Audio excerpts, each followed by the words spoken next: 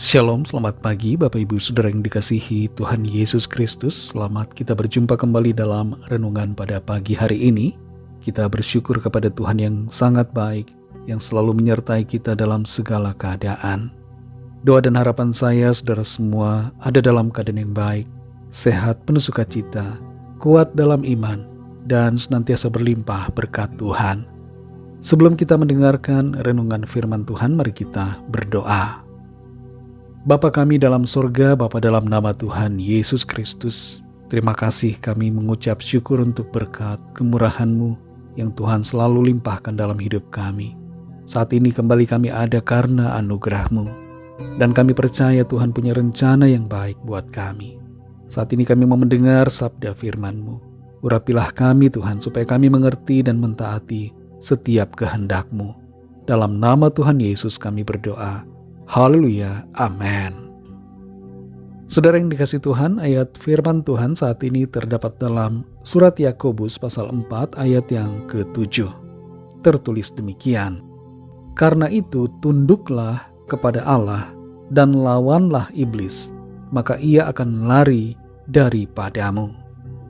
Saudara yang dikasih Tuhan, salah satu kesenangan iblis adalah apabila orang tidak mengakui keberadaannya. Sebab dengan demikian, segala macam strategi dapat ia lancarkan tanpa disadari oleh orang yang menjadi targetnya. Firman Tuhan dengan jelas menyatakan akan adanya eksistensi iblis. Hal ini bukanlah satu hal yang perlu diperdebatkan. Tapi yang terpenting dalam meresponi keberadaan iblis adalah sikap kita yang benar, sehingga iblis tidak dapat mengganggu ataupun menguasai kehidupan kita. Iblis sebenarnya tidak punya kuasa atas kita. Iblis hanyalah pendusta dan penipu daya.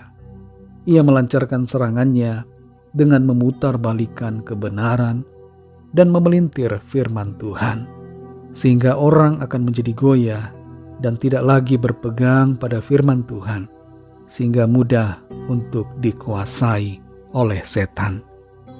Kita perhatikan Yakobus 4 ayat 7 ini. Karena itu tunduklah kepada Allah dan lawanlah iblis, maka ia akan lari daripadamu. Ayat ini menyatakan suatu kebenaran bahwa kita tidak bisa melawan iblis kalau kita tidak tunduk kepada Tuhan. Dan iblis tidak akan lari daripada kita meskipun kita tunduk pada Tuhan kalau kita tidak melawannya. Kompromi dengan iblis membuat kita akan menjadi kawan iblis. Tunduk kepada Allah harus disertai dengan sikap melawan iblis. Dan itulah yang akan membuat iblis tidak akan tinggal di dalam kita. Iblis akan pergi, dia akan lari daripada kita. Sayangnya tidak jarang ada orang yang sudah percaya kepada Kristus, tapi sadar atau tidak sadar, memberikan celah bagi iblis dalam hidupnya. Dengan kata lain, memberikan iblis tempat untuk berpijak. Sehingga pada akhirnya, cepat atau lambat, iblis mulai menguasai dan mulai mengobsesi kehidupannya. Tidak sedikit orang yang sudah percaya kepada Tuhan Yesus, masih juga bermain-main dengan astrologi, masih pergi ke dukun, masih terlibat dengan hal-hal yang berbau okultisme, dan bahkan masih aktif melakukan dosa. Itu namanya tidak melawan iblis. Kita harus melawan iblis, saudara, selain kita tunduk kepada Allah. Tunduk kepada Allah mempunyai arti bahwa kita percaya kepada Tuhan Yesus, sebab dialah Allah, dialah Tuhan yang benar. Dan tunduk kepadanya berarti bahwa kita menuruti perintahnya, kita melakukan firman-Nya, hidup dalam pertobatan, dan menghasilkan buah roh. Jangan hidup dalam kedagingan, jangan hidup menuruti keinginan-keinginan hawa nafsu kita yang berdosa. Kalau masih ada iri hati, ada kebencian, ada amarah, itu artinya kita membuka celah bagi iblis. Kita tidak melawan iblis. Kalau masih ada penyesalan diri, mengasihani diri sendiri, rasa bersalah atas masa lalu, dosa yang tidak diakui di hadapan Tuhan, dan masih hidup dalam dosa, itu namanya kita memberikan iblis pijakan dalam hidup kita. Termasuk juga kalau ada kekhawatiran, kebimbangan, ketakutan terhadap berbagai persoalan dan keadaan, itu juga berarti kita membuka celah dan tidak melawan iblis. Saudara yang dikasihi Tuhan, mari renungkan diri kita masing-masing. Bagaimana keadaan kita? Apakah kita tunduk kepada Tuhan dan melawan iblis? Ataukah kita tidak tunduk kepada Tuhan dan tidak melawan iblis? Mari jangan biarkan iblis mempunyai celah untuk masuk dalam hidup kita.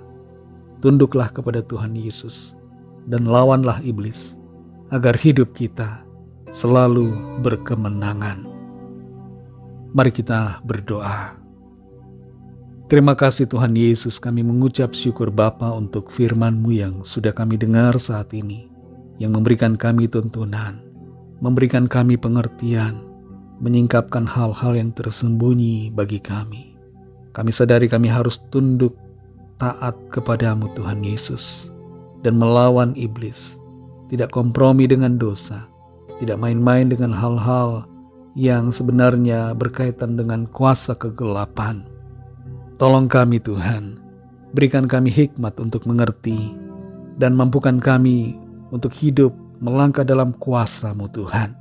Kami hidup dalam kemenangan, kami hidup dalam perlindungan Tuhan, yang terus-menerus menaungi kami setiap hari. Terima kasih untuk firman-Mu. Pimpin kami Tuhan di sepanjang hari ini, dalam segala tugas aktivitas kami, agar kami berhasil dan berkemenangan dalam segala perkara. Kami menyerahkan setiap persoalan, pergumulan, dan setiap permohonan doa kami masing-masing kepada-Mu. Biarlah Tuhan melawat setiap kami, menyembuhkan yang sakit, menguatkan yang lemah, melepaskan yang terikat terbelenggu dosa dan kuasa kegelapan, memberi semangat baru kepada yang putus asa, dan menyatakan kuasa mujizat-Mu yang ajaib bagi setiap kami, bagi yang sedang dalam masalah.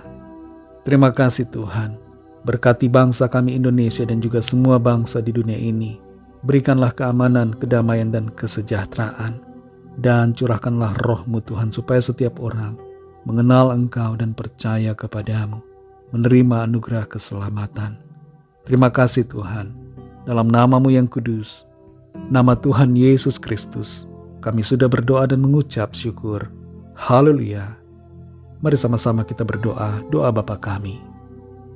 Bapa kami yang di sorga, dikuduskanlah nama-Mu, datanglah kerajaan-Mu, jadilah kehendak-Mu di bumi seperti di sorga. Berikanlah kami pada hari ini makanan kami yang secukupnya, dan ampunilah kami akan kesalahan kami, seperti kami juga mengampuni orang yang bersalah kepada kami.